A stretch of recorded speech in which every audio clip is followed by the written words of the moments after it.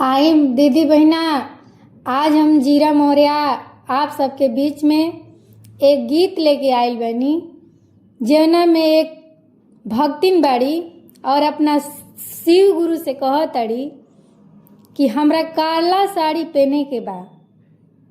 और आई देखी कौना भाव में कहतड़ी, आई तनी सुनल जाओ।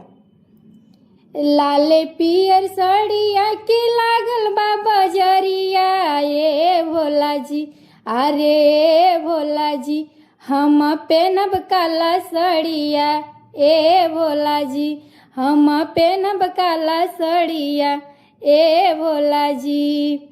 लाले पियर साड़िया पहनी गईनी शिवा चारा, ए भोला जी, अरे ए भोला जी, हमरा लागल बा नजरिया, ए भोला जी, हमरा लागल बा नजरिया, ए भोला जी।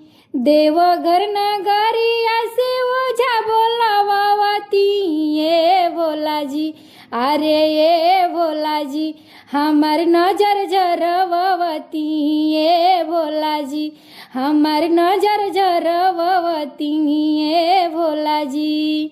लाल पियर साड़िया के लागल बा बजरिया, ए भोला जी, अरे ए भोला जी, हम पेनब काला साड़िया, ए भोला जी, हम पेनब काला साड़िया, ए भोला जी।